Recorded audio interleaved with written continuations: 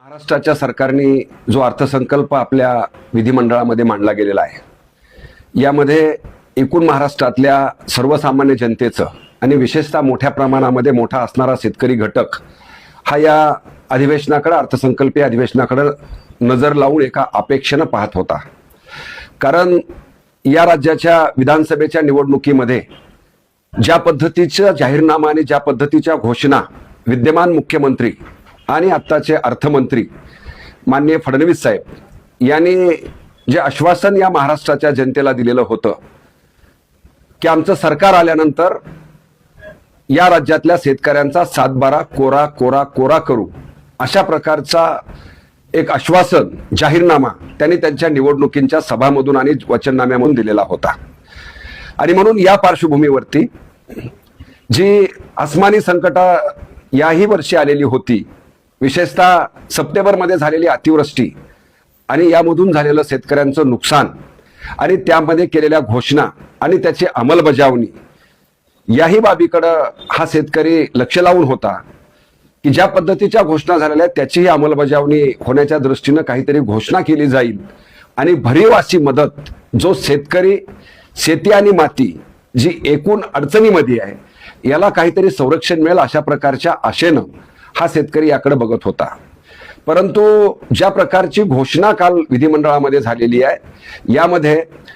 शेतकरी कर्जमाफीच्या संदर्भामध्ये पात्र शेतकऱ्यांना 2 लाखापर्यंत, पात्र शब्द जो काही वापरला गेलेला आहे,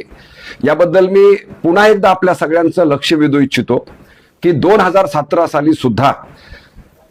तत्कालीन मुख्यमंत्री, आजचेच मुख्यमंत्री असणारे माननीय फडणवीस साहेबांनी एक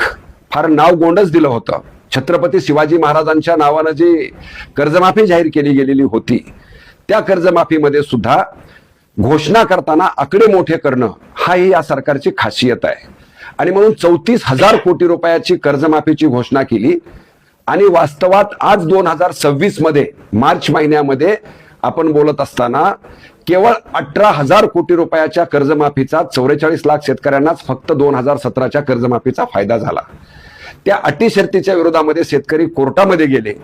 आणि कोर्टामध्ये गेल्यानंतर कोर्टाने निर्णय दिला. आता फेब्रुवारी 2026 मध्ये सुद्धा माननीय उच्च न्यायालयाने अवमान याचिकावर त्यांनी निर्देश दिलेले आहेत की 5,900 कोटी रुपये जे 6,50,000 शेतकरी आणखी पात्र झालेले आहेत त्यांची ताबडतोब तुम्ही अदा करा.